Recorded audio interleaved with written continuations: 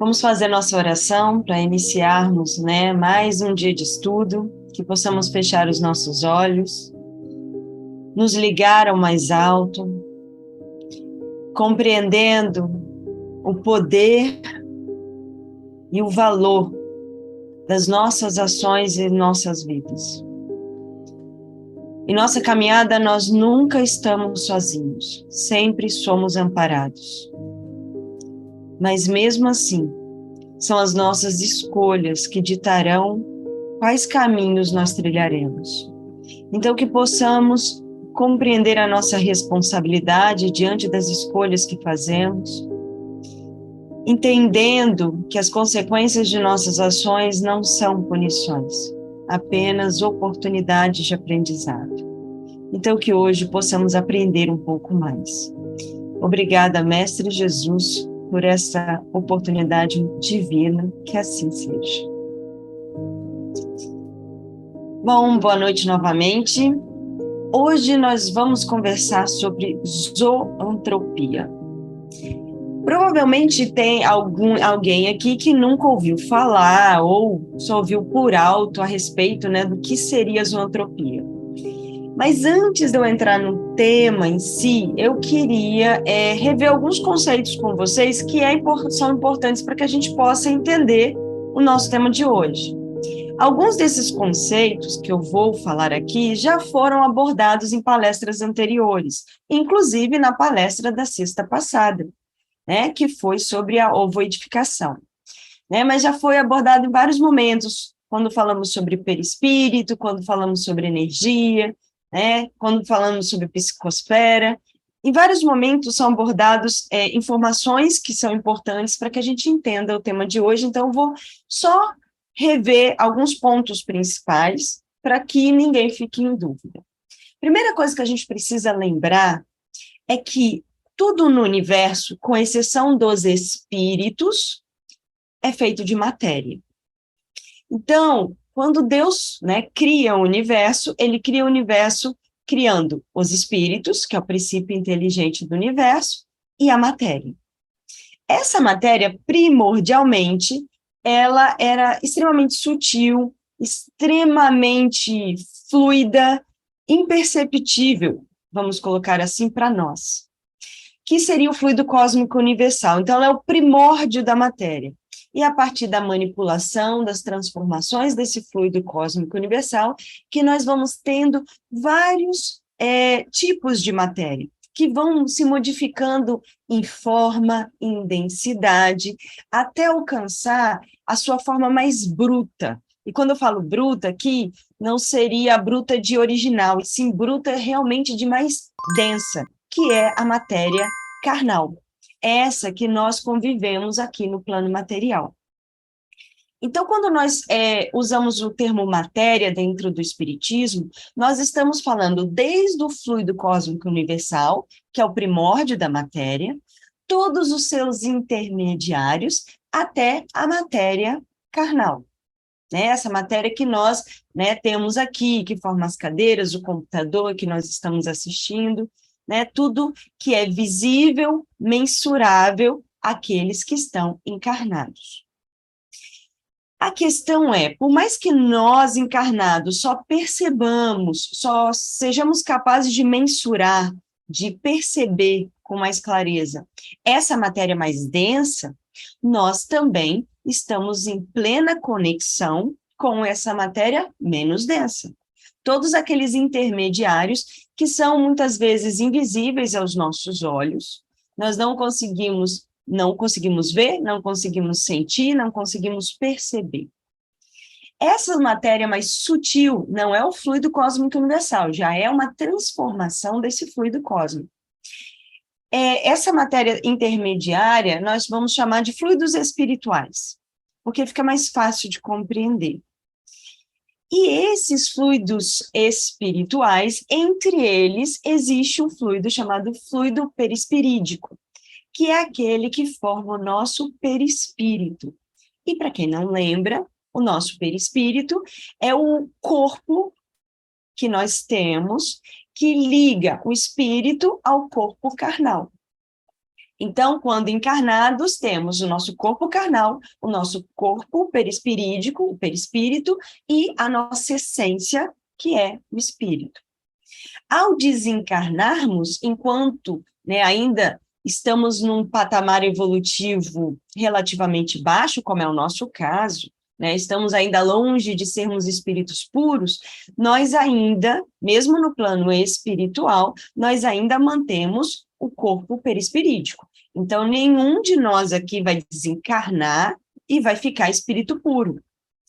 Mesmo depois de desencarnado, nós ainda manteremos um corpo, mas o corpo perispirídico ou perispírito, que também é material, assim como esse.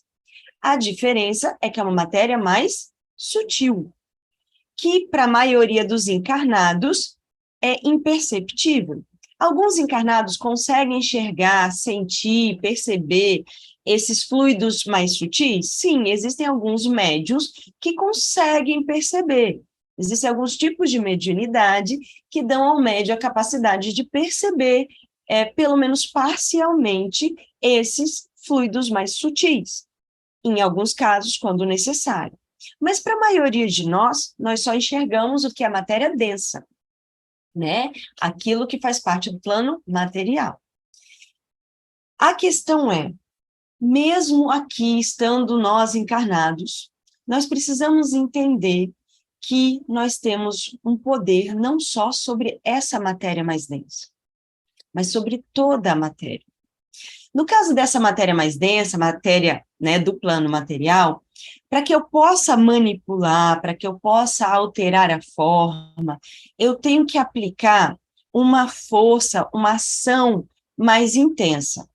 Né? Todos aqui já devem ter passado, ou quando eram crianças, ou com seus filhos, ou com seus sobrinhos, né? Que a criança gosta muito de brincar com massa de modelar. Quando você está lá mexendo na massa de modelar, você consegue mudar a forma dessa massa, fazer com que ela ganhe uma forma diferente. Mas para isso você precisa aplicar uma certa força. Então, no caso da matéria mais densa, nós precisamos dessa força mais intensa para poder alterar, né, de uma forma mais visível essa matéria. Só que toda a matéria é passível de ser alterada. Toda a matéria, ela pode sofrer modificações. A questão é, quanto mais sutil for a matéria, mais sutil vai ser a ação necessária para alterá-la.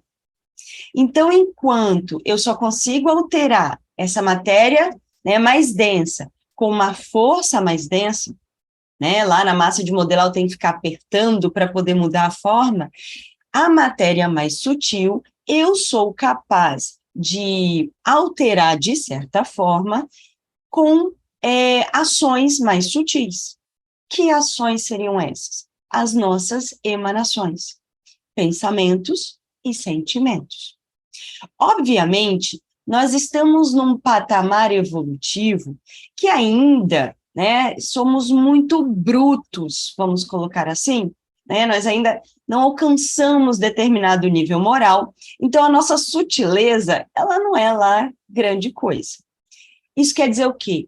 Que mesmo no caso, né, desses fluidos espirituais que nós somos capazes de alterar com as nossas emanações, nós somos capazes de alterar os fluidos que, apesar de serem mais sutis e imperceptíveis para nós, eles ainda estão mais próximos à matéria. Nenhum de nós vai ser capaz de alterar um fluido cósmico universal ou um fluido muito próximo ao fluido cósmico universal. Os únicos espíritos capazes desse nível de alteração, de tanta sutileza para alterar e modificar fluidos tão sutis, são espíritos com nível de conhecimento e esclarecimento moral muito além do nosso. Mas nós já somos capazes, sim, de certa forma, manipular esses fluidos espirituais que nos cercam.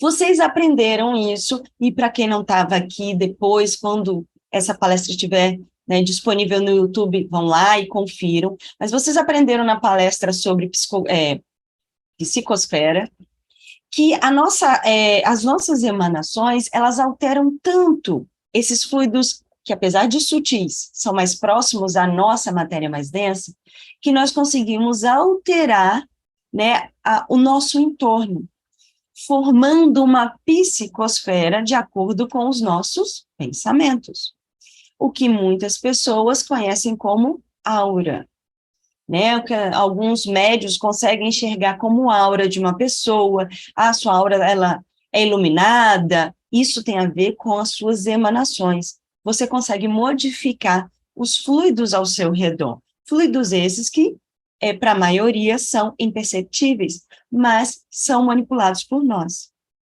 Na maioria das vezes, nós manipulamos esses fluidos de forma inconsciente. O que eu quero dizer com inconsciente? Nós não fazemos isso com um propósito, tipo, quero manipular o fluido espiritual que está à minha volta. Não, nós simplesmente começamos a pensar, a sentir, e isso vai alterando. Pelo fato de ser inconsciente, não quer dizer que eu não tenha responsabilidade, porque a partir do momento em que eu sei que o que eu penso, o que eu sinto e o que eu faço vai alterar o meu entorno, mesmo que eu não esteja fazendo isso com propósito, eu tenho responsabilidade sobre o que eu estou fazendo. Eu estou falando sobre isso, né? Parece que está totalmente fora da nossa palestra, por quê? Porque quando nós desencarnamos, nós deixamos esse corpo carnal para trás, né? As ligações entre o nosso combo espírito-perispírito com o corpo carnal são desfeitas, essas ligações, e nós permanecemos apenas com o corpo perispiritual. E esse corpo perispiritual também vai sofrer a influência das nossas emanações. Então, quando nós estamos desencarnados, isso fica mais evidente. Cada um de nós aqui, com os pensamentos que foram aparecendo na nossa cabeça durante o dia, né, os nossos sentimentos, nós fomos, de certa forma, moldando a nossa psicosfera, nós fomos alterando o nosso entorno e até, de certa forma, influenciando o nosso perispírito. Mas entendam que isso é uma construção. Não é porque eu pensei uma coisa negativa que automaticamente tudo ao meu redor ficou negro, meu espírito foi lesionado. Não é assim que funciona. Não é uma coisa imediata e pontual. Você precisa ir alimentando. Então, se todo dia eu estou com esse pensamento que fica se repetindo na minha cabeça, negativo, isso vai criando, nessa construção, vai modificando os fluidos espirituais à minha volta, e sim, podem afetar o meu perispírito, né? Nós já até conversamos quando falamos aqui sobre doenças, né, que muitas vezes, algumas doenças que começam no perispírito, acabam chegando no corpo material, elas nascem da onde? Daqui. Do que você emana de pensamento, do que você emana de sentimento. Não são todos os casos, mas existem casos que nós construímos isso. E o que acontece? Quando você está desencarnado, isso é muito mais evidente, porque lá no plano espiritual, você vai enxergar isso, porque aqui eu não consigo ver, a não ser que eu fosse um médium com essa alta capacidade de enxergar o plano espiritual. E mesmo esses médios, eles enxergam coisas pontuais, né? Eles não enxergam o tempo todo e todo o plano espiritual. Eles enxergam de acordo com a sintonia e de acordo com a necessidade. Mas, quando estivermos no plano espiritual, o que nós vamos enxergar é o plano espiritual. E nós vamos enxergar nosso perispírito, nós vamos enxergar o perispírito daquele que está do nosso lado, e nós vamos enxergar a atmosfera ao nosso redor. Isso é importante por quê? Porque quando você desencarna, às vezes a gente tem aquela ideia de que, eu vou desencarnar, e aí alguém vai vir me perguntar, e aí, o que você quer fazer daqui por diante? Você quer continuar sofrendo ou você quer seguir? Às vezes a gente acha que é uma pergunta assim, aí você vai escolher, né? Vai preencher o formulário, quero seguir em frente. Gente, não é assim. Porque não adianta você falar. Não é o que você fala, é o que você sente. Eu posso da boca para fora dizer, não, eu quero seguir em frente, mas aqui a minha cabeça, né, eu ficar martelando a vingança, eu ficar martelando a culpa, eu ficar martelando o ódio. Então, mesmo eu falando, eu não vou conseguir seguir para esse caminho, eu vou seguir para outro. Eu vou seguir aonde as minhas emanações me levarem. E eu vou modificando também o meu entorno e a mim. Porque lembra, perispírito é fluido espiritual, um tipo de fluido espiritual. O plano espiritual, né, a atmosfera que compõe o plano espiritual também é composta de fluidos espirituais. Então, as minhas emanações, os meus sentimentos, têm a possibilidade de alterar o meu entorno e alterar a mim. Então, quando a gente muitas vezes fala das zonas de refazimento, por exemplo, as zonas de refazimento, elas são mantidas por aqueles que lá estão. Porque às vezes vem uma ideia, Deus construiu a zona de refazimento para as pessoas que estão, né, com pensamentos negativos irem para lá. Gente, como é que a gente vai pensar que Deus construiu a zona de refazimento para os filhos dele irem para lá? Não, isso é construção nossa. Somos nós que construímos essa atmosfera, que muitas vezes a gente chama de umbral, zona de refazimento. Então, a manutenção dessas regiões é pelos espíritos que lá vivem, são sentimentos que eles emanam e que constroem o local.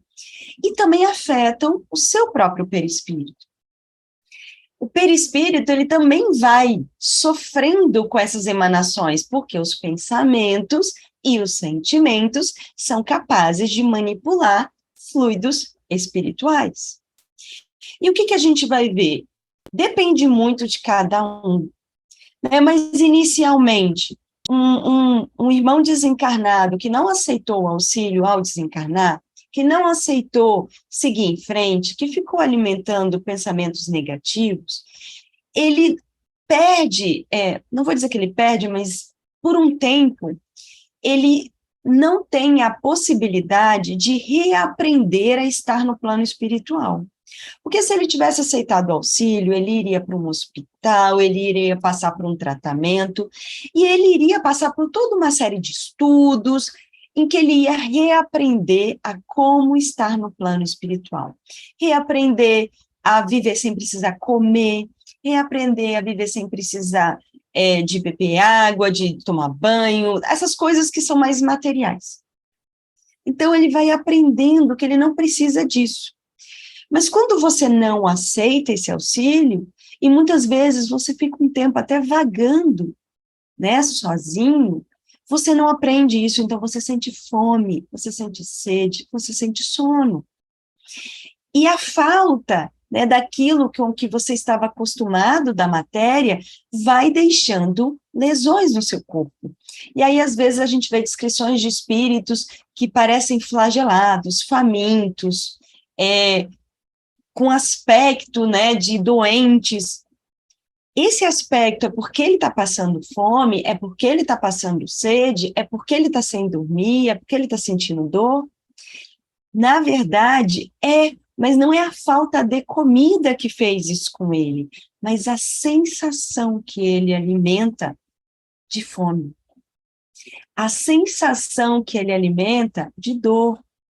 São as emanações que ele alimenta, os pensamentos que ele está alimentando, os sentimentos que ele está alimentando, vão reverberando no seu próprio perispírito, isso vai manipulando o seu perispírito. Então, se ele vê como uma pessoa faminta, e ele continua alimentando o que está faminto, o seu corpo vai apresentar esse aspecto. E não é consciente, não é que ele faz querendo estar assim, pelo contrário, ele não queria. Mas ele faz isso muitas vezes sem perceber.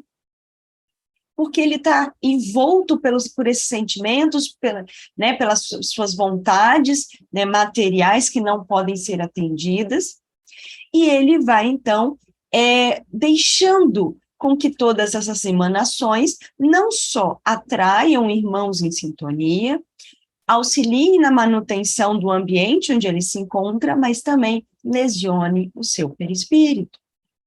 E aí, muitas vezes, vocês veem casos também de irmãos em livros espíritas, em palestras, vocês ouvem, né, muitas vezes depoimentos, dizendo que irmãos desencarnados apresentam feridas, apresentam lesões. Essas feridas, esses machucados, isso tudo realmente existe? Existe. Mas porque ele se feriu ou porque ele alimentou isso em si? Às vezes, dependendo, cada caso é um caso, mas dependendo, alguns irmãos, eles ficam revivendo a forma como desencarnaram, revivendo as dores que passaram. E essas dores, elas vão surgir no perispírito.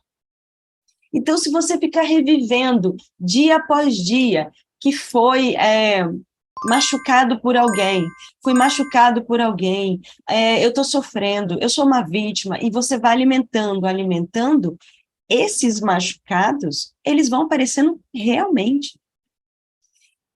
E alguns irmãos, eles ficam com uma aparência que realmente é de uma pessoa ferida, uma pessoa faminta, uma pessoa flagelada.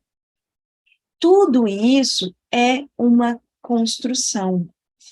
Obviamente, existem algumas lesões do nosso perispírito que não surgiram depois do desencarne. A gente carrega algumas do plano material, mas também são construções nossas, porque acontecia da mesma forma quando a pessoa está encarnada. Então, às vezes, alguns comportamentos equivocados da minha parte, esses comportamentos equivocados podem criar lesões no meu perispírito, e essas lesões chegarem, não, quando eu chegar ao plano espiritual, elas me acompanharem. E aí, ao desencarnar, Leonardo, só tira, por favor, o som da Andréia. Depois cortam essa parte para o leitor. O que acontece, então? Algumas lesões você já carrega, elas já são marcas presentes no seu perispírito, mas a grande maioria dessas lesões que a gente vê em descrições em livros psicografados, em romances, foram construções feitas no próprio plano espiritual pelos próprios indivíduos. Fala, meu apoio. Boa noite a todos. Então, a gente pode afirmar que o pensamento cria, a emoção cria, não só nesse plano, mas também no plano espiritual. Com certeza. Aqui, no plano material, esse pensamento cria, ele tem uma consequência, mas ele é mais intenso no plano espiritual. Porque aqui, obviamente que existe uma consequência. Por quê? Aqui nós vamos pensar, pensamentos negativos estão manipulando o meu entorno. Eu não estou vendo. Então, eu não percebo o que eu estou produzindo. Mas quem está no plano espiritual percebe. Então, isso vai atraindo irmãos em sintonia. Então, por isso que as nossas companhias, né, os nossos companheiros espirituais, eles são aqueles que são atraídos por aquilo que eu construo. Porque o que eu estou construindo, por mais que não seja perceptível para a maioria dos encarnados, é totalmente perceptível para os desencarnados. Isso eu não consigo ver, mas vai gerar consequências quando eu estou no plano material, porque esses irmãos vão se aproximar, vão somatizar, e aí muitas vezes nós usamos o termo obsessão, né? Nós usamos o termo influenciação, mas esses irmãos foram convidados por mim. Eu convidei como? Mandando um e-mail para que eles viessem ficar comigo? Não, eu convidei criando uma atmosfera que fosse agradável acho que talvez não seja o termo, mas que fosse possível deles estarem. Nem todos se sentem felizes com essa atmosfera, mas é onde eles conseguem estar e onde muitas vezes eles conseguem usufruir, alcançar os seus objetivos. Então, eu criei um local para que eles pudessem estar ali. Então, por isso, é escolha minha. E isso vai, sim, gerar consequências. E o interessante é que, muitas vezes, só um minutinho, Fred, muitas vezes, a gente tem a falsa impressão de que a gente tem esse controle. Do tipo, ah, não, mas eu só tenho pensamentos positivos, né? Ah, mas eu estou fazendo isso aqui de errado, né? Eu sei que eu não devia fazer, mas eu só estou fazendo, porque a minha intenção é boa. Gente, não é assim que funciona. A intenção, ela é importante, extremamente importante. Então, se, por exemplo, digamos que eu decido, vamos pegar um exemplo qualquer, eu decido me embriagar, ok? Vou me embriagar, vou, né, encher o meu corpo de bebida alcoólica. Não, mas eu vou fazer isso orando. Então, se eu estiver rezando, por incrível que pareça, a gente pensa assim, tá? Não, se meu pensamento for positivo, se eu não estiver pensando coisa negativa, não vai chegar irmãos perto de mim, porque são os meus pensamentos que chamam. E realmente, se você tiver mesmo né, bebendo bebidas alcoólicas, se você tiver com pensamentos positivos, isso vai diminuir possivelmente, né, a atração que esses irmãos vão sentir. Mas só o fato de você estar fazendo, sim, tem um peso. Por quê? Por causa do álcool em si? Também, né? O álcool em si, né? Esses irmãos, o que eles desejam muitas vezes é o álcool. Então, eles vão sim ser atraídos pelo álcool, não necessariamente só pelas minhas emanações. Mas tem uma outra coisa. Só o fato de eu estar fazendo uma coisa que eu sei que eu não deveria estar fazendo, achando que essa minha justificativa, que é da boca para fora, né, que essa minha justificativa vai colar, isso já é uma razão para que, né, eu acabe criando uma atmosfera não tão boa ao meu redor. Por quê? Eu já sei, eu já tenho conhecimento. Se eu tenho conhecimento, eu sou responsável pelas minhas ações. Então, sim, mesmo que você ache que está super bem intencionado, avalie. Obviamente, se o irmão faz bem intencionado, ele não sabe que não podia fazer, ele é realmente inocente, coisa que, né, a maioria de nós não pode usar essa justificativa, isso é diferente.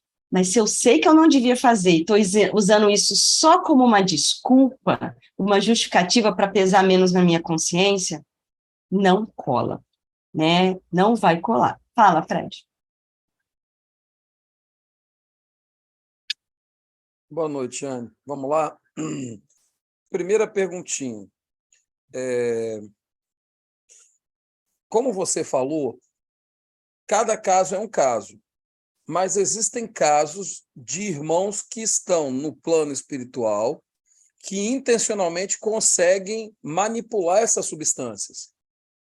Então tá, vou aproveitar o gancho dessa pergunta para poder justamente já entrar no tema da palestra, porque eu nem comecei a falar sobre zoantropia, tá? O que acontece? A grande maioria daqueles que estão no plano espiritual e que, né, ainda alimentam esses pensamentos negativos, fazem isso de forma inconsciente. Existem irmãos que conseguem manipular esses fluidos de forma consciente? Sim. A grande parcela dos espíritos que tem essa capacidade são espíritos moralmente elevados. Então, espíritos moralmente elevados, com grande esclarecimento, eles realmente conseguem manipular tanto fluidos mais sutis quanto fluidos mais densos. Espíritos moralmente inferiores, entre aspas, conseguiriam fazer isso de forma consciente? Sim, não é tão comum quanto, né, se nós compararmos a quantidade de espíritos moralmente elevados e espíritos ignorantes, a quantidade de espíritos que são capazes de manipular conscientemente, de propósito, esses fluidos, é muito maior entre os moralmente elevados, porque basicamente todos, ao alcançar um nível moral maior, têm essa capacidade. Então, que espíritos moralmente inferiores conseguiriam fazer isso? Espíritos com uma experiência muito grande e um tempo muito grande de plano espiritual. Então, existem sim alguns desencarnados, que estão há muito, e quando eu falo muito tempo, gente, é muito tempo mesmo, muito tempo no plano espiritual, que já conseguiram alcançar não uma moralidade, mas uma inteligência, um raciocínio que eles aprenderam. Eles aprenderam a fazer do mesmo jeito que os espíritos moralmente elevados? Não. É de uma forma totalmente diferente, de uma forma bem simplória, mas consegue, né? Então, nós temos líderes dentro da zona de refazimento que têm esse conhecimento, mas são poucos e continuarão a ser poucos, porque geralmente quem tem esse conhecimento não quer espalhar esse conhecimento, porque ter este poder, né, os permite manipular, né, alguns irmãos. Então, sim, existem, mas eu não vou dizer que é incomum, vou dizer que, comparativamente, é muito, muito menor o número de pessoas.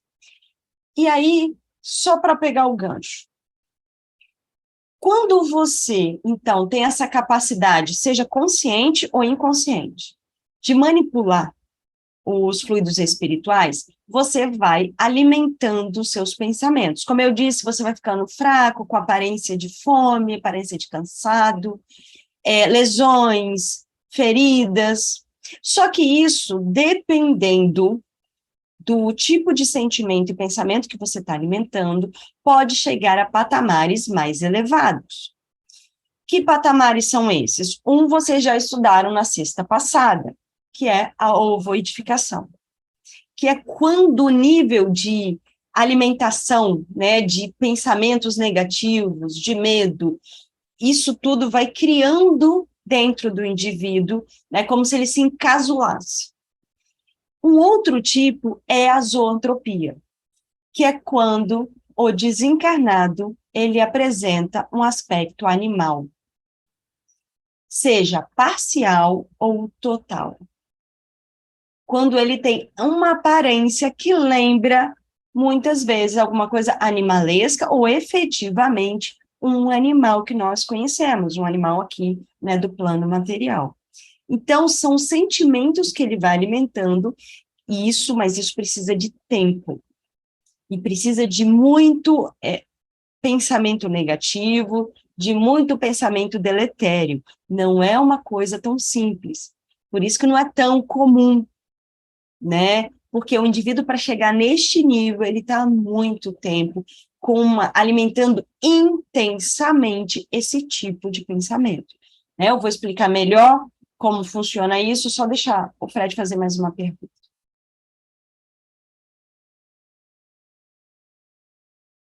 Você está no mudo, Fred. Perdão, gente. Mas existem aqueles que sabem manipular elementos espirituais simples, ou de ambiente espiritual, como, por exemplo, os obsessores. Olha só, obsessor não quer dizer que o obsessor manipula? Sim, mas não conscientemente. Não necessariamente ele está manipulando de uma forma consciente. A maioria dos irmãos que a gente chama de obsessores, eles são tão ignorantes quanto nós. Porque eles são nós, no plano espiritual. Né? Tanto que eles estão do nosso lado, por quê? Porque, né, afinidade. Então, a mesma capacidade que eles têm é o que a gente tem, que é muito pouco. Então, esses irmãos, a grande maioria, eles manipulam inconscientemente. Então, eles estão construindo, eles estão emanando, mas isso não é uma coisa proposital. Quem os lidera, muitas vezes, já tem esse conhecimento. Então, existem obsessores que agem por conta própria, principalmente quando esse obsessor, ele é um obsessor que ele só está próximo, porque é uma necessidade que ele sente que precisa para ele sente que tem que estar ali, e muitas vezes é por amor, né? Muitos obsessores obsediam por amor, né? Eles estão do lado de quem eles amam, então eles não estão ali para prejudicar, eles só não querem ficar longe, né? Eles acabam, de certa forma, trazendo incômodos, mas não é o objetivo deles, eles só não querem ficar longe, ou eles estão ali porque eles querem aproveitar o que você está, né, emanando. Alguns estão ali por conta própria, porque seguem os seus vícios, porque seguem os seus sentimentos, né, o seu coração, e alguns estão ali a trabalho, né? Efetivamente a trabalho, né? Porque eles têm líderes. Esses, né, que estão ali, mesmo esses que estão ali a trabalho, a maioria deles, né, em geral, eles não têm essa capacidade. Mas os que lideram esses irmãos, eles sim podem ter esse conhecimento, né? Até porque geralmente o convencimento para conseguir estar, né, nesse nível de poder ele consegue ter esse nível de poder, muitas vezes é pelo seu intelecto, pelo seu poder de convencimento, e muitas vezes pelo que ele consegue ofertar. No livro Metamorfose tem, mas eu lembrei, na verdade, no Jovem Obsessor. O Jovem Obsessor veio na minha cabeça, né? A Adriana escreveu no chat, no livro Metamorfose, mas foi o Jovem Obsessor que veio na minha cabeça, né? Então, isso fica claro. Né? Então, vamos entender, a grande maioria dos desencarnados manipula os fluidos ao seu redor e os fluidos que compõem o seu corpo perispirídico, mas sem consciência do que estão fazendo. Existem os que conseguem, mas a maioria não sabem que estão fazendo isso, ou pelo menos não sabem como estão fazendo isso. Fred. Mais uma perguntinha. Nossa, gente, desculpa. A zoantropia é um processo de degradação moral e espiritual? O que leva a esse ponto? Vamos lá. Então, é bom que a gente já puxe o gancho para começar a falar sobre isso. O que levaria um indivíduo, né, ele chegar a ter um aspecto animalesco, né, um aspecto parcial ou totalmente semelhante, né, a um animal? Vai depender muito do que ele tem, né, de consciência sobre o que é um animal, e vai depender muito do que ele emana. Por que eu estou dizendo isso? Porque o animal em si, gente, ele não representa nada negativo. Os animais, eles não representam coisas negativas, muito pelo contrário. Mas para muitos de nós associamos alguns animais a coisas negativas. Então, vai depender muito de cada um. Então, por exemplo, se eu começo a alimentar no plano espiritual, o sentimento de culpa, o sentimento, né, de raiva de mim mesmo, porque eu traí a pessoa que eu amo, eu fui vil, eu, né, agi pelas costas de quem eu amava, e machuquei, e feri.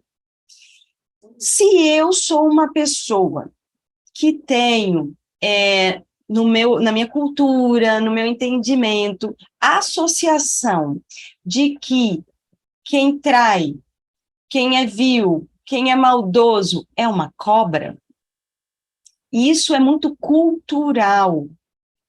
Isso é cultural. Não é ter medo de cobra, gente, porque o medo de cobra, muitas vezes, é um registro biológico que nós temos, é um instinto de sobrevivência, né? O fato de nós termos medo de alguns tipos de animais, isso é um instinto de sobrevivência, é para que nós nos protejamos. Mas a associação a coisas negativas, a sentimentos negativos, isso é cultural, né? Dentro da cultura judaica cristã, nós já temos a imagem da cobra desde lá, né, do Éden, como, né, aquele, Fred, você está no seu áudio, está aberto, como aquele que vai lá tentar Adão e Eva. Então, nós temos essa associação da cobra como negativo, como traidor, como vil. Se nós começamos a alimentar isso, se eu tenho isso muito forte na minha cabeça, que a cobra é vil, que a cobra é isso, para mim isso significa, e eu começo a alimentar que eu sou isso tudo, com o passar do tempo, e aí, gente, é tempo, depende, né, da intensidade dos meus pensamentos, mas isso não é imediato. Com o passar do tempo, eu posso sim começar a apresentar alguns aspectos semelhantes ao de uma cobra. Por quê? Porque eu associo, o que eu sou é uma cobra, eu sou uma cobra, eu sou uma cobra, e eu começo a criar isso tantas vezes na minha cabeça, repetindo tantas vezes isso para mim, que isso se torna aparente. Agora, se, por exemplo, eu sou uma pessoa, né, que vem de uma cultura que cultua a cobra, que a cobra é divina, eu nunca vou fazer isso. Aí eu vou pensar em outro animal. Então, por isso que eu estou dizendo que o animal depende muito do que eu considero, porque não é o animal. São os meus pensamentos, só que aí nós associamos. Nós associamos uma coisa negativa a um animal. Então, eu acabo construindo em mim esse aspecto, que precisa de tempo, começa parcial, para chegar a um nível, de maior semelhança total, aí precisa de um processo muito, muito longo. Fala, meu apoio. Isso acontece só no plano espiritual ou eu consigo, através dos meus pensamentos e das minhas emoções, alterar o meu perispírito estando encarnado? Encarnado, você não vai alterar o seu perispírito, mas você pode lesioná-lo. Então, quando encarnado, essa influência, né, até por a questão de ter a matéria, ligado à matéria, você vai lesionando. Mas para chegar a esse ponto, não. Até porque, quando eu falo que precisa de tempo, gente, é muito tempo. E a gente não vive na matéria por tempo suficiente para conseguir fazer isso. Então, um irmão que se apresenta como animal não foi em 30 anos. Ele passou muito, muito tempo criando isso na cabeça. Obviamente, existem casos e casos, podem haver exceções, mas nós precisamos de alimentar muito esse tipo de pensamento para conseguir manipular negativamente, né, o nosso perispírito para chegar neste ponto. Então, né, o exemplo que eu estou dando é de um indivíduo que alimenta em si, né, ele criou a imagem dele um animal, porque ele associa esse animal a algo negativo. Mas também existem os casos em que sou eu que alimento, obviamente, né, sempre a escolha é minha, mas que muitas vezes isso vem como uma sugestão. Por exemplo, ao domar, ele começa a repetir no meu ouvido lá no plano espiritual, você é uma cobra, você é uma cobra, você... E eu começo a abraçar isso. No fim das contas, foi eu que fiz. Mas pode surgir a partir da minha, né, de um primórdio de uma ideia minha, ou pode surgir de uma coisa, né, de uma sugestão. Porque vocês precisam entender que a questão de obsessor, obsediado, não existe só entre encarnado e desencarnado. Também existem entre desencarnados, assim como também existem entre encarnados, né? Então, muitas vezes, um desencarnado que fica repetindo na cabeça do outro, você isso, você isso, você isso. Se você abraçar essa ideia, você vai começar a construir. Não foi o Aldomar que fez isso comigo, foi eu. Mas ele vai ter, sim, uma parcela de responsabilidade, obviamente, porque ele estava ali me sugerindo, querendo me machucar, querendo que eu, né, me visse como uma cobra, né, que foi o exemplo que a gente está usando. Fala, Fred. Antes do Fred, porque é o caso da pergunta. Então, quando fala uma degradação, só repete para mim, Fred, foi uma degradação a pergunta? Está no mudo. Do céu. Degradação moral e espiritual. Então, eu não diria degradação moral e espiritual, porque quando a gente fala degradar, quer dizer que você vai sair de um patamar e descer. Se você está fazendo isso, é porque você já é isso. Você já tem isso em você. Isso pode ser uma degradação perispiritual, quando a gente pensa em degradar no nível material. Mas quando fala degradação espiritual, parece que você está regredindo, e não existe regressão.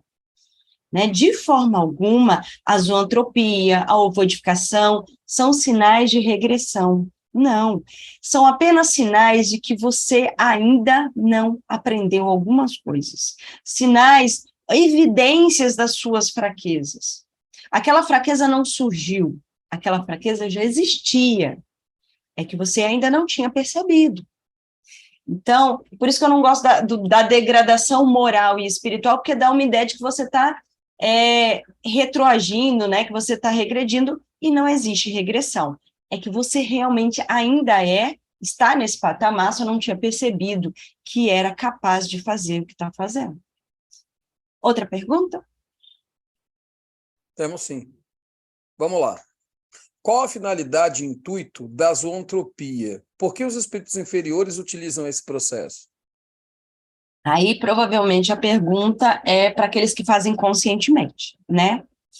Porque você, quando faz isso inconscientemente, você não está fazendo para alguma coisa, né? Eu não ganho um aspecto de cobra porque eu me sinto uma pessoa vil, porque eu quero aparecer, né, ter essa aparência. Muito pelo contrário, eu vou ter vergonha, vou ter nojo de mim, e muitas vezes vou me esconder. Mas, sim, aqueles irmãos que têm a possibilidade de fazer isso com consciência, aqueles irmãos que já têm mais conhecimento, e entendo, não estou falando conhecimento moral, estou falando conhecimento intelectual, vivência, experiência. Então, ele tem experiência de plano espiritual, alguém ensinou a eles têm vivência no plano espiritual, eles têm um intelecto, muitas vezes, elevado, não moral.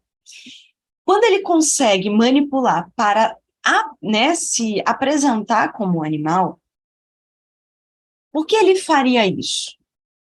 Para assustar, para convencer. Porque eu não quero que ninguém passe por isso, né? Mas já é assustador para uma pessoa que vê, seja na emancipação, quando dorme, ou quando é um médium, para quando vê um espírito, né? Um desencarnado, que é uma pessoa. Se ela parece um animal, eu imagino que não deve ser, né? Uma coisa agradável, né? A pessoa, né? Então, o objetivo é assustar.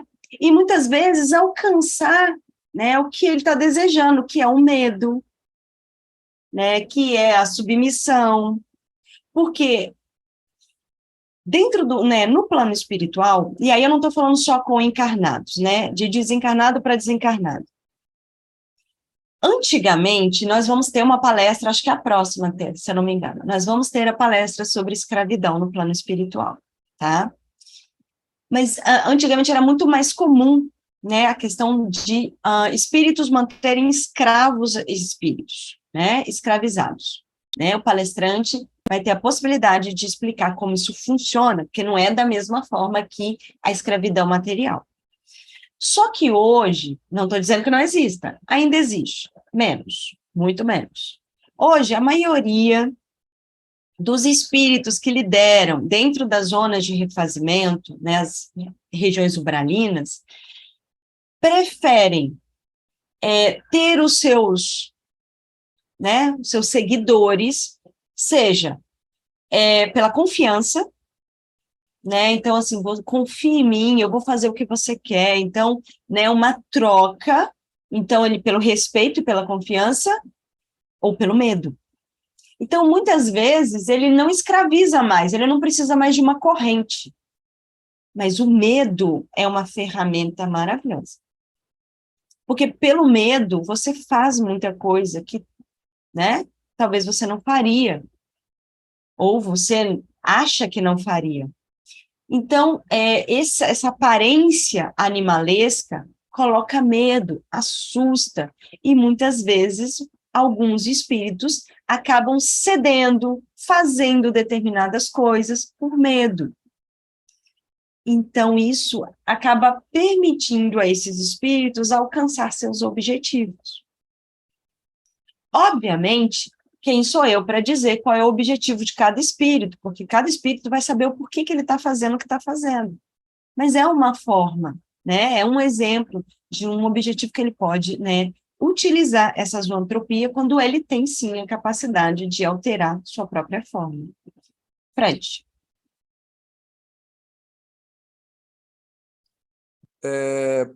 Vamos lá. Quem está mais propenso à zoantropia?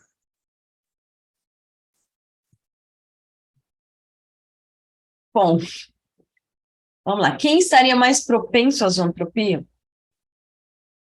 Aquele indivíduo que ainda alimenta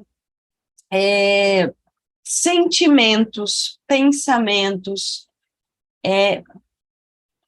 que denigrem a si mesmo, autodepreciativos. Só que eu não posso dizer todos aqueles que se autodepreciam, né, vão ganhar uma forma animal. Não. Isso depende muito. Porque muitas vezes você não associa o que você sente por você a um animal. Então, às vezes você só vai ficar muito machucado, muito ferido, ou até vai alcançar um nível de ovoidificação, mas não a da zoantropia. Então, é muito particular. Então, não existe, não, fulano é altamente provável que vai acontecer. Não sei. Porque depende muito de como ele se sentir. Depende muito do que ele associa. Ele associa o que ele é a quê? Né? Ele acha que ele é um monstro, então muitas vezes ele vai ter uma imagem animalesca que nem mesmo parece com um animal que vocês conhecem, mas é monstruosa.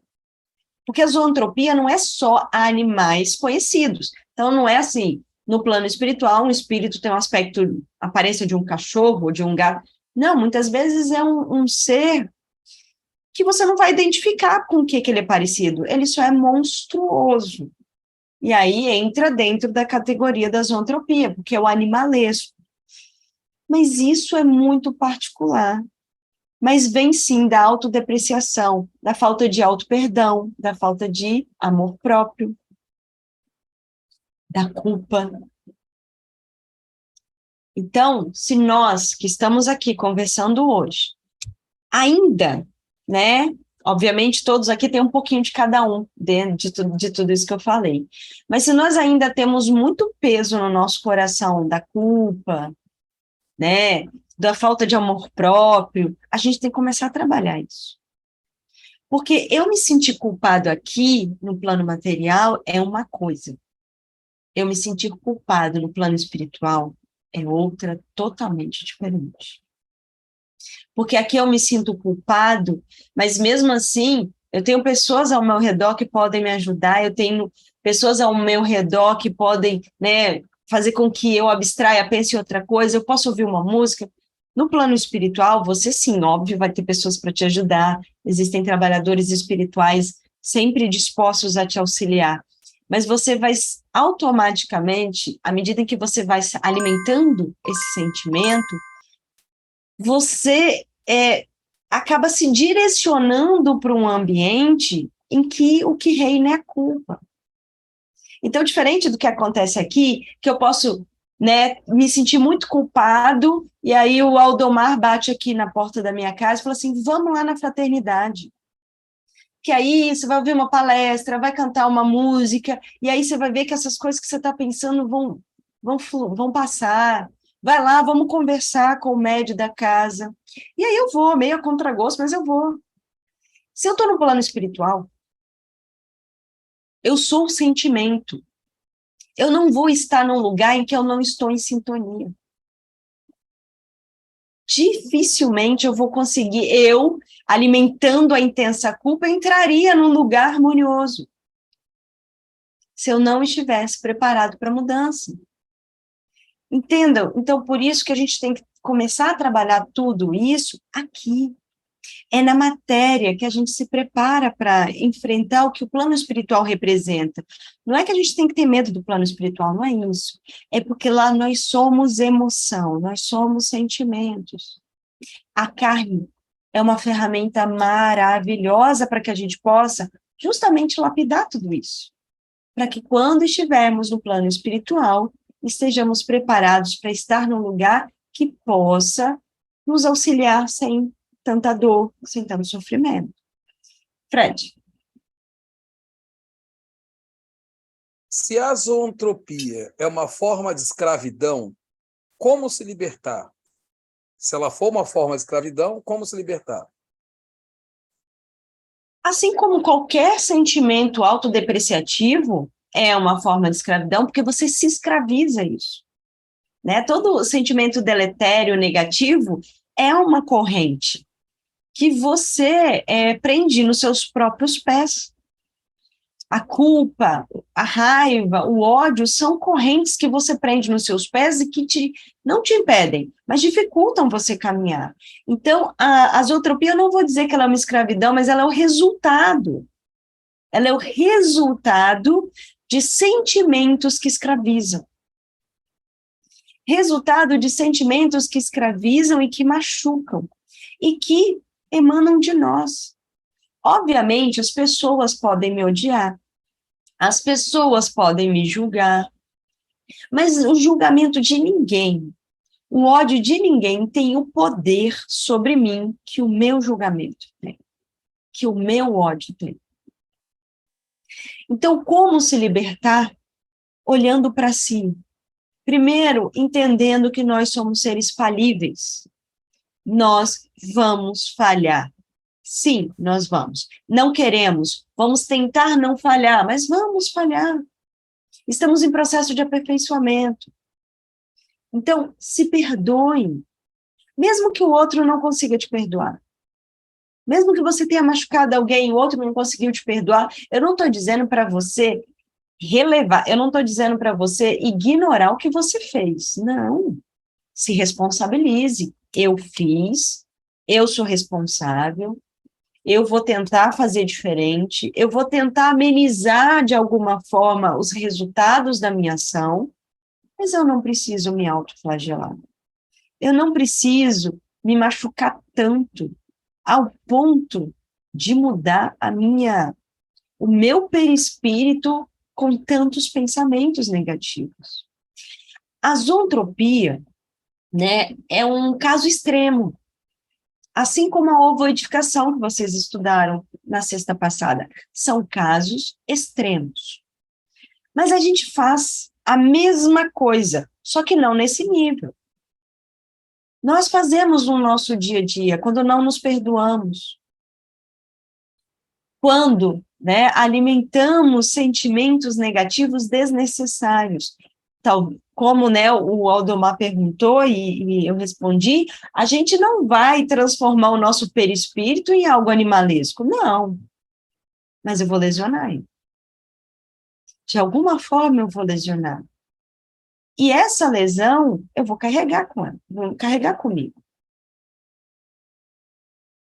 Isso é uma punição? Não, assim como a zootropia não é uma punição divina.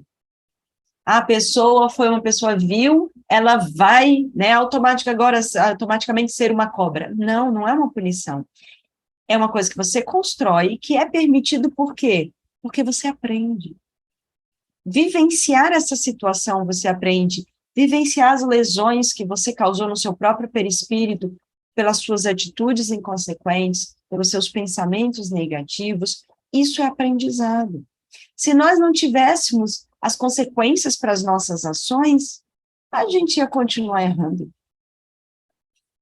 Infelizmente, a gente não consegue aprender só com conselho, a gente precisa muitas vezes sentir na pele. Então, né, respondendo a pergunta, como se libertar da zootropia? Trabalhando o amor próprio. E eu diria o seguinte, esses irmãos que estão nesse nível, quando eles se abrem para isso, eles são abraçados, são auxiliados por irmãos trabalhadores espirituais que vão auxiliá-lo a fazer o processo de reconstrução perispiritual. Mas nós não precisamos chegar a esse nível para trabalhar o amor próprio. Vamos trabalhar agora. Vamos trabalhar o amor próprio agora para não lesionar o nosso perispírito. Vamos trabalhar o amor próprio agora para quando chegarmos ao plano espiritual, podemos estar bem. A gente não precisa chegar num nível extremo. Na verdade, se nós trabalharmos hoje, a gente não vai chegar nesse nível extremo. Fred. A Larissa pode perguntar? Pode, ué. Nós pode. Larissa, vamos?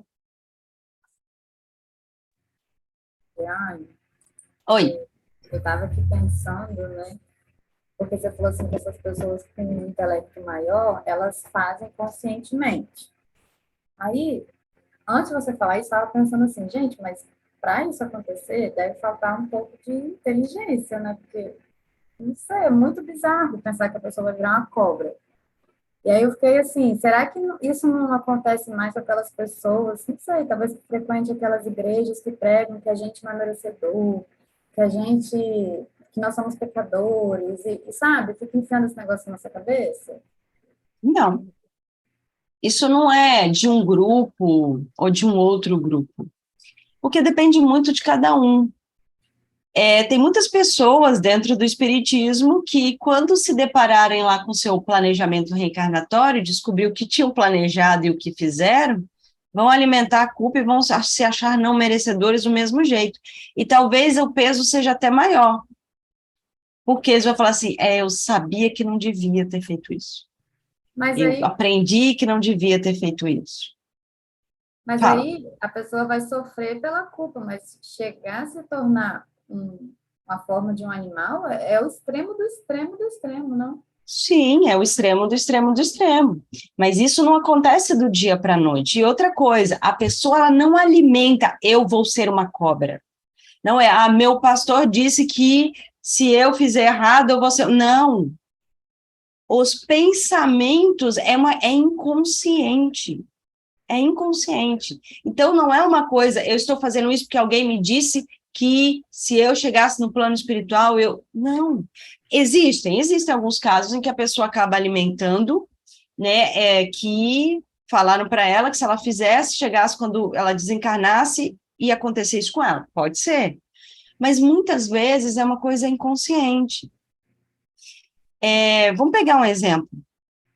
Chegando no plano espiritual, eu, independente, posso nunca ter frequentado igreja nenhuma. Posso ter sido um ateu. Nunca frequentei igreja, nunca ninguém me disse, eu nunca acreditei em inferno, nunca acreditei em nada disso. Mas eu chego lá e me deparo com todos os meus equívocos, com tudo o que eu fiz. E aí, isso vai me dando uma angústia tão grande. Eu percebo o quanto eu machuquei quem eu amava. Eu começo a perceber, eu começo a ver que quem ficou na matéria está sofrendo por coisas que eu deixei para trás.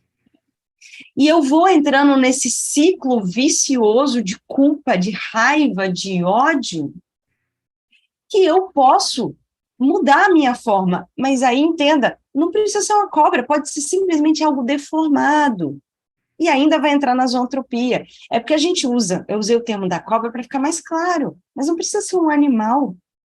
A pessoa, ela se deforma pelos alimentos que ela vai alimentar, e não necessariamente tem a ver com a religião que ela tinha. O que tem a ver é com o que ela alimenta.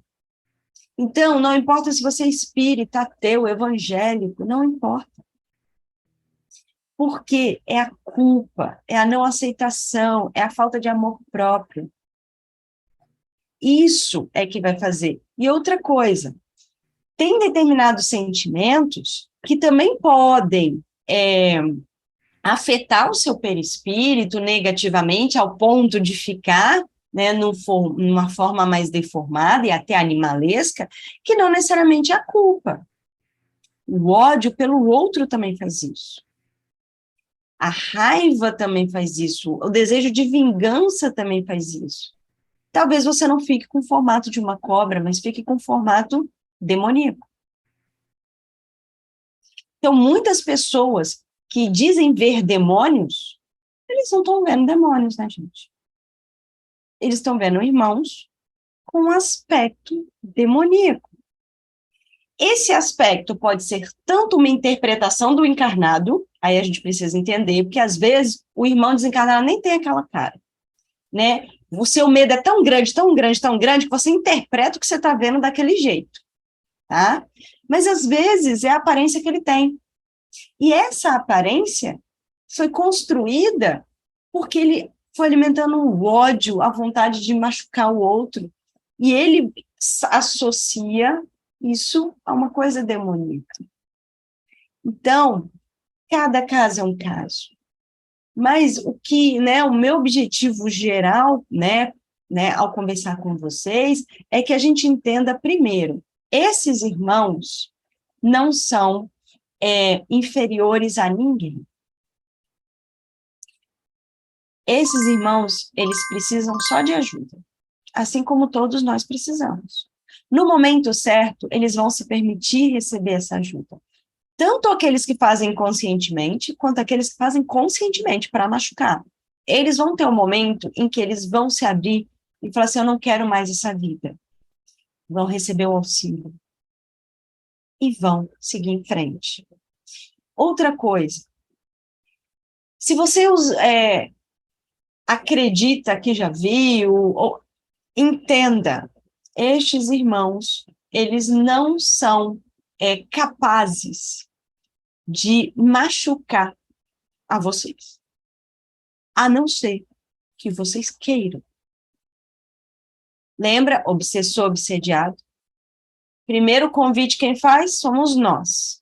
Segundo, se eu me permito ouvi-lo e seguir e sentir o que ele está querendo que eu sinta, é escolha minha.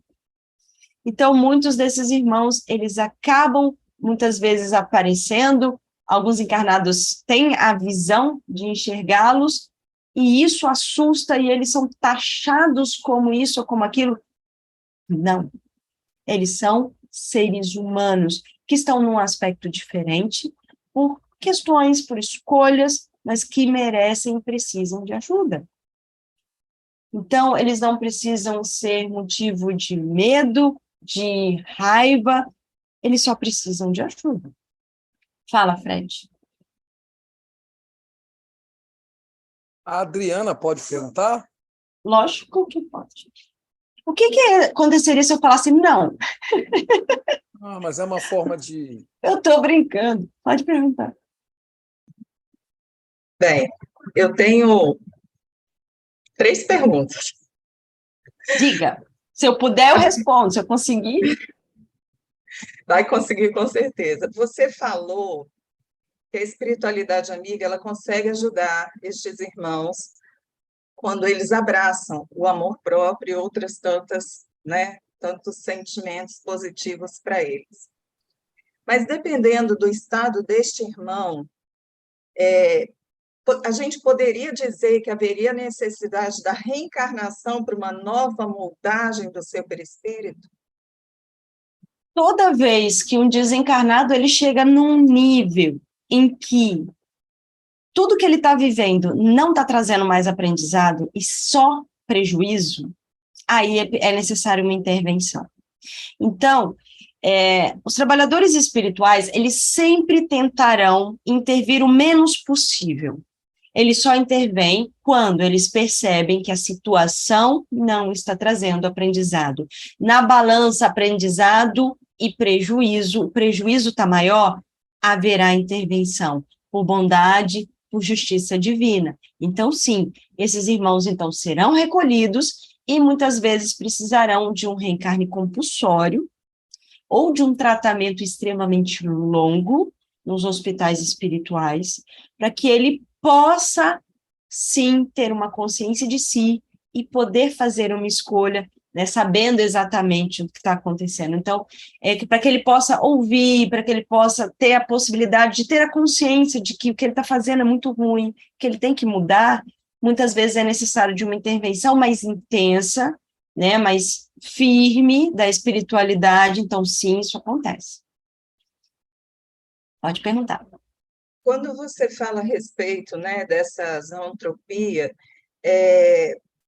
muitas vezes, por exemplo, eu percebo nas perguntas, né, de todos aqui, que muitas vezes as pessoas pensam que este ser, ele se transforma completamente naquele animal. E, às vezes, pode ser, só os traços, né, do rosto, às vezes pode contaminar alguma parte do corpo, mas não precisa ser tudo, né? Não, quando eu falei, por exemplo, da cobra, não é que você vai chegar, né, vai ver uma cobra rastejando pequenininha ali, é um espírito, não é isso. É o aspecto que lembre a cobra, né, na aparência do rosto, na pele, algumas coisas que façam essa associação, né, que ele acabe construindo por causa dos seus sentimentos. Então, não é que ele vai virar um cachorro, ele vai ter muitas vezes um rosto que lembra um cachorro, né? Então, são traços animalescos, por isso que é animalesco, não é um animal, ele não vira um animal, e sim ele ganha traços animalescos ou monstruosos, né? Quando não é de um animal em específico, que é o resultado do que ele tem alimentado. Perfeito.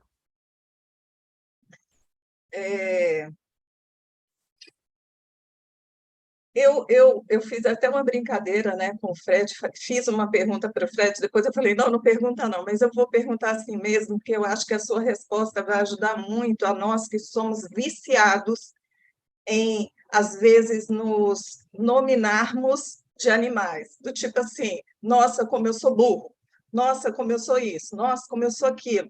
Eu sei que nós não vamos nos transformar aí, né? Mas você pode falar um pouquinho sobre isso, que eu acho que atrapalha?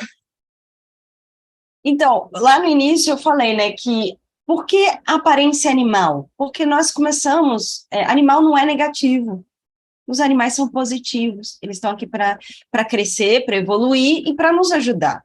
Nós é que associamos coisas negativas a determinados tipos de animais. Muitas vezes a gente nem sabe de onde surgiu isso.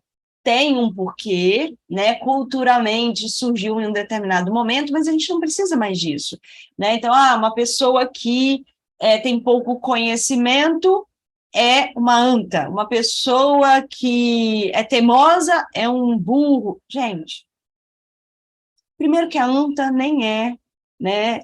A anta não é burra, o burro não é. Entendem? Que eles não têm. Às vezes a gente alimenta, né, que a anta é uma pessoa, um animal que não tem inteligência. Não, não é isso. Né? Alguém viu alguma situação e associou a falta de inteligência. O fato dela seguir sempre o mesmo caminho, mesmo que ela tenha seguido por aquele caminho e tenha se machucado, ela segue de novo. Mas porque ela está condicionada, ela vive instintivamente, ela sabe que aquele caminho tem comida. Então, mesmo sabendo que ela caiu e se machucou ali, ela vai passar pelo mesmo caminho. Chamar ela de estúpida por isso, o burro é muitas vezes chamado de teimoso porque ele trava e não responde aos comandos. Bom, se eu tivesse embaixo de um ser humano me chicoteando, eu também ia travar. Isso não é ser teimoso, né? Isso é revolta. Então, a gente tem que parar de nos chamar por animais, primeiro, para que a gente pare de associar dentro do nosso inconsciente, porque lembra que eu falei, a gente alimenta isso inconscientemente. Então, lá no plano espiritual, eu não vou ficar assim, eu vou me transformar num burro, eu vou me transformar num burro. Não, eu vou ficar repetindo para mim, eu sou burra, eu sou ignorante, eu sou uma estúpida. Só que lá no meu inconsciente, tá lá gravado que a vida toda eu associei a imagem de um burro é a pessoa estúpida, a imagem do teimoso é a imagem de um burro é uma pessoa teimosa. Tá lá gravado no meu inconsciente. Como isso é uma alimentação inconsciente, como isso é uma construção inconsciente, isso acaba acontecendo. E um outro motivo que a gente tem que parar de fazer isso é para parar de ofender os animais. Porque eles não são isso.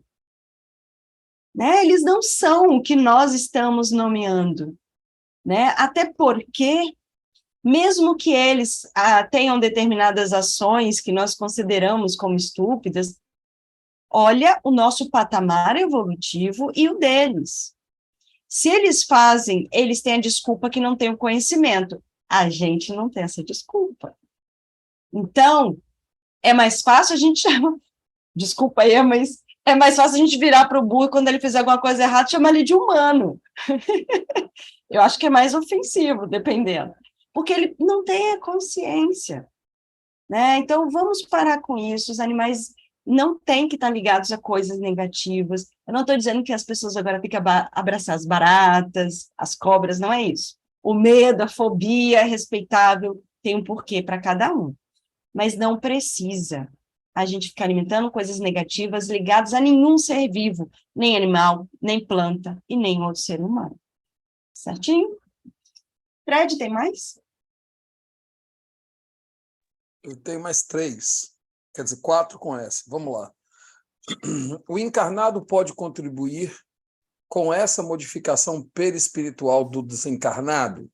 Por exemplo, no caso de seitas, onde uma entidade é adotada pela forma que tem ou que adota. Peraí, eu não entendi Quer que eu essa leia de novo? última parte. Não, Quer que eu essa leia de última novo? parte. Aham. Tá.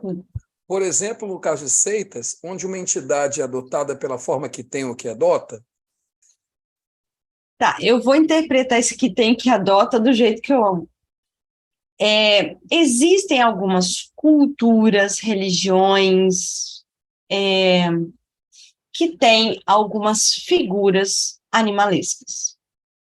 E não precisa nem falar seita, a gente pode pegar uma cultura antiga, que tem um lado lindo, mas tem algumas coisas que ainda precisavam ser, né, lapidadas, que é a egípcia. E que vários dos deuses eram com imagens animalescas. Alguns desses deuses, essa imagem era uma associação, gente, a coisas do dia a dia. Ter a cabeça de um chacal é porque o chacal tinha uma representação positiva para eles, não negativa. A imagem que eles criaram de ter a cabeça, né, de uma coruja, porque para eles era sabedoria. Olhos grandes, enxerga o mundo, ilumina, né, que é o Horus. Então, todos os deuses egípcios, nesse caso, eles tinham essa imagem por questões positivas e não negativas. É diferente, né? O que acontece é que quando a imagem do animal está ligada a uma coisa negativa, isso pode se influenciar. Mas isso é muito pessoal. A maioria das religiões, das doutrinas, das culturas, cultuam os animais. Muito pelo contrário, né, de dizer que influenciaria negativamente. E se tem alguma que vê o animal como algo negativo, a escolha é nossa de abraçar essa ideia, né? E então, se você alimenta, né, se você segue um culto assim, a escolha é sua. É você que está fazendo essa associação, mas talvez se você não seguisse, você faria essa associação também. Né? Então, assim, influencia? Obviamente que influencia, mas eu diria que o encarnado influencia mais com seus pensamentos e com os seus sentimentos. Porque muitas vezes o desencarnado ele acaba abraçando determinadas ofensas que são emanadas de quem está aqui na matéria. Né? Do mesmo, eu comentei que existe a possibilidade da sugestão. Às vezes essa sugestão vem daqui. Por quê? Porque nós não conseguimos perdoar. Nós temos muita dificuldade de entender que pessoas erram. Não quero entrar, as perguntas foram encerradas, não quero entrar em polêmica, mas quantas pessoas já não associaram, né, Adolf Hitler a animal, a monstro? E vocês acham que esses pensamentos negativos para um irmão desencarnado que cometeu grandes equívocos, mas que é um ser humano, filho de Deus, e precisa de ajuda, vocês acham que ajuda esse pensamento geral nosso? Ou é uma sugestão para que ele lá alimente tudo isso? Se nós queremos que uma pessoa que cometeu erros enormes, que ela mude, nós temos que orar para que ela mude. Porque não se apaga fogo com fogo. Não se ameniza ódio com mais ódio. Então, encarnado sim tem influência, mas tem mais influência naquilo que ele emana, direcionado ao outro, do que em si em questão cultural ou questão de imagens que são usadas em determinadas doutrinas. Fala, Fred.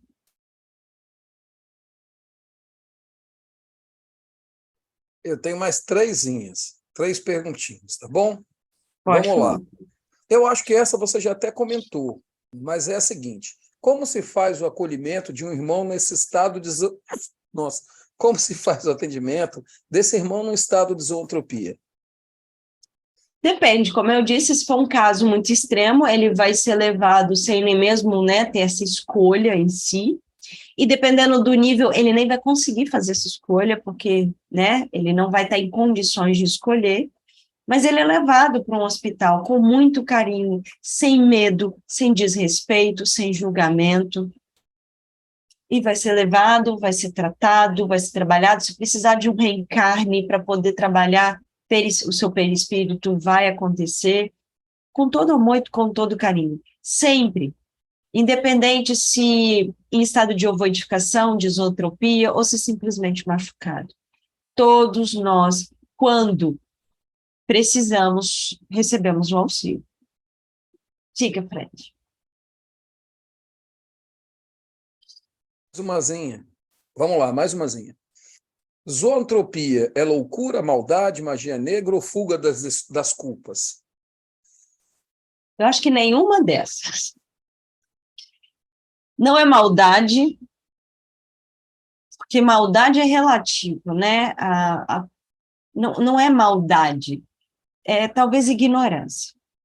Não é magia, porque o que é magia, gente? Magia é aquilo que a gente não compreende, né?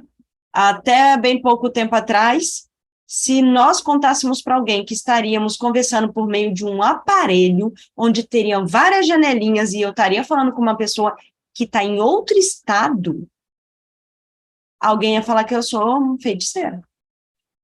E eu ia ser queimada em praça pública, porque seria magia. Então, magia é o que eu não conheço. E eu também não vou dizer que é fuga das culpas, pelo contrário, é abraçar culpa. A zoantropia é resultado de quando eu abraço a culpa, quando eu abraço o autojulgamento, né, a autodepreciação. Pode ser uma fuga de eu não encarar os meus sentimentos, isso tá mais para ovoedificação, que é o caso de se encasular, né? A zoantropia não, ela é mais a autoflagelação mesmo, eu me machucar, mesmo que sem consciência do que eu estou fazendo, quando eu me autodeprecio, quando eu acho que eu não sou merecedor de auxílio. Mais uma? Tem mais umazinha aqui, mas essa é mais um estado de conclusão, né? Acho que tudo que você está explicando se resume em grande parte na seguinte situação: eu sou ou estou da forma como me sinto sobre mim mesma, como me vejo, como acredito que eu seja, tanto para coisas boas ou não boas. Essa crença em nós são construídas durante anos. Acho que até para resume uma boa parte de tudo que você falou, né? Perfeito.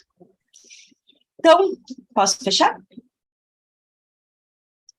Bom, a grande questão, né, eu repeti, já falei algumas vezes aqui, é que nós temos que começar a trabalhar isso agora, né? A zootropia é uma coisa do plano espiritual? É uma coisa do plano espiritual, mas acontece lá porque desde a matéria nós estávamos em vigilantes. Então, vamos começar a vigiar as nossas ações. Não, né, tentando, né, de uma forma paranoica, mas olhando, observando o que a gente está fazendo, as consequências das nossas ações, né? A gente quer ficar tão bonito aqui na matéria, não quer? Todo mundo vai para academia, faz regime, se maqueia. Você quer ficar bonito no plano espiritual? Cuida da tua alma.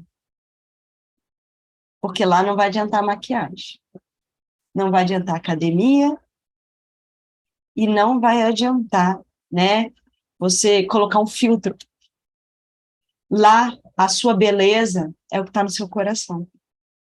Então, vamos trabalhar a nossa beleza interior, porque é ela que define quem nós somos. Nós somos bonitos à nossa maneira, alguns ainda com alguns defeitozinhos, mas podemos ser muito mais belos do que isso. E nós trabalhamos essa beleza amando a nós e através do auxílio ao próximo. Tudo bem? Fazer uma oração, então, para que a gente possa encerrar. Agradeço a todos por essa conversa, porque é um tema, de certa forma, polêmico, de certa forma, pesado, mas eu acho que a nossa conversa foi, né, não foi tão pesada, a gente conseguiu esclarecer de uma forma leve, e é assim que tem que ser. Então, agradeço a todos. Vamos fechar os nossos olhos e lembrar que todos somos belos para o nosso Pai. Mas Ele sabe que podemos ser muito mais belos que isso. E que a nossa beleza ela é construída dia a dia, desde o momento em que acordamos até o momento em que vamos dormir. A cada sorriso, a cada bom dia, a cada pedido de desculpa, a cada agradecimento. É isso que nos embeleza. Então, que possamos nos embelezar mais uma vez, agradecendo ao nosso Mestre Jesus e ao nosso Pai Maior por essa oportunidade divina. Que assim seja.